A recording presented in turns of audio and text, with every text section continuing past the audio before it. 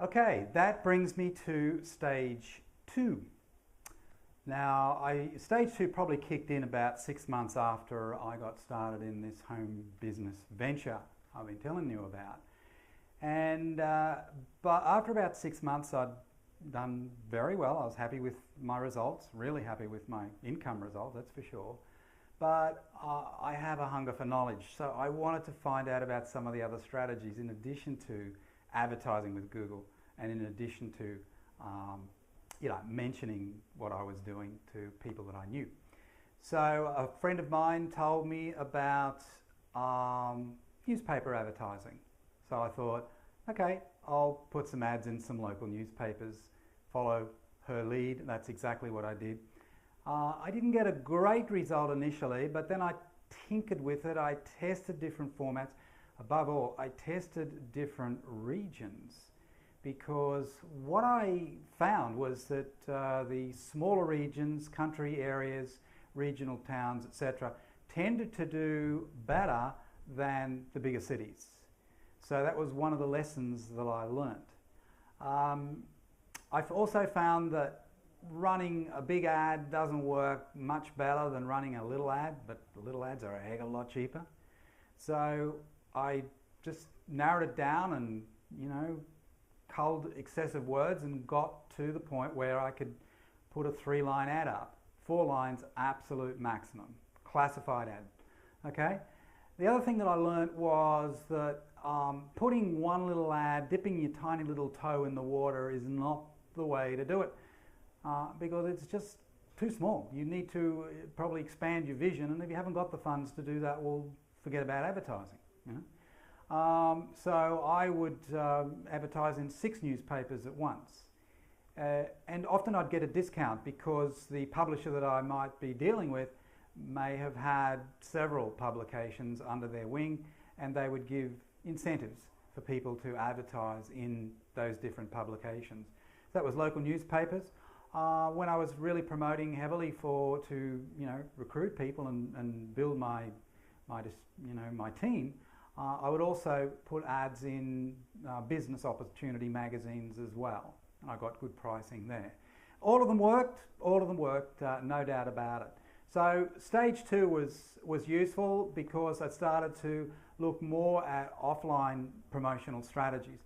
Another thing that I did in stage two was that I developed these little, or had printed up these little sizzle cards. They're like just a little business card, but instead of being formatted like a business card, it was formatted really like a mini, advertising hoarding, a little, neon sign type thing. So it was a business card size, but it had a good advertising message on it. And I didn't usually include my phone number. More often than not, I just included the web link, okay? And people could go there, and if they were interested, they could make an inquiry. So I would put those cards all over the place. I'd put them into books in bookshops. I like that strategy. In fact, one afternoon I got rid of 200 or 300 of them, and I found that I had inquiries. I think I had 4 within 24 hours, and I had 1 sign up, and I was making good money even for 1 sign up, so it was definitely worth my while. I haven't done a lot of it over the years because I don't have the time, but I embrace these strategies just as a one-off sometimes, just so that I can see if they work. If I can make them work, well, I can tell other people about them. People who maybe don't have an advertising budget, they don't have much money, and they can do these guerrilla marketing strategies. And if you do enough of it, you're going to do quite well. Okay, so that was stage 2. Nothing exciting there, but there were some useful strategies in stage 2. Okay. All right, let's look at stage 3. This is where it gets a bit more interesting. And stage 3 is sort of where I've been for the last 12 months, okay? And so I still do advertising with Google AdWords. I'm still looking to bring people into my warm market so that I can share with them what I'm doing. But I'm also doing more online. And one of the strategies that I embraced was to do with Yahoo search marketing. because I was having a little bit of difficulties with Google by this stage. I was starting to become a little bit temperamental. So I opened an account with Yahoo Search Marketing because my friend told me about that, and if I respect somebody, I'll follow them, no problem at all. I don't need to reinvent the wheel. That's for egomaniacs. I started an account with them, and I found that they were a very easy company to deal with, and I started to get some inquiries quite quickly. I didn't get a lot of inquiries, and look, I still use them to this day, but I don't get a lot of leads. I might get one, possibly two a day. That's about it. But I'm happy with that because to me it's all part of the mix, the marketing mix, right? So if you've got 3 or 4 different strategies going, you're sort of juggling these marketing balls. You get a little bit from this one over here, and you get a little bit from that one over there, and maybe you get a lot more from the one in the middle.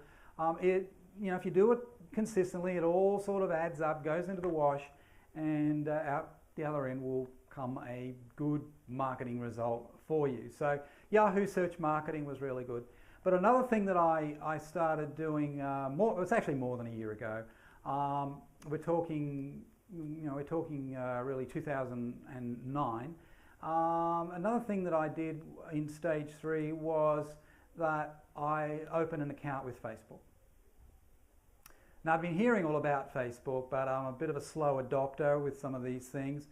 But I thought, well, maybe there's some potential here. In fact, I went along to a seminar, became a networking event. I did some business there as well. And I decided to give it a go. So I opened a Facebook account, employed some of the strategies that I learned, and they started to work for me.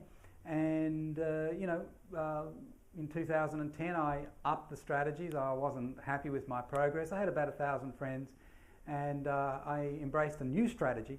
And that new strategy got me from 1,000 friends on Facebook to the limit of 5,000 within 60 days. So that really demonstrated to me the power of social media. And since then, I've gone deeper and deeper into Facebook. I now have fan pages, and I've got 2 fan pages. One is specifically related to the product that I market now, which is a travel product. And the other is more of a training oriented fan page, more of a generic fan page. Welcome to go and have a look at those on Facebook and become my friend. That'd be great. That'd be really great. I also opened, during this phase 3, I also opened an account with Twitter.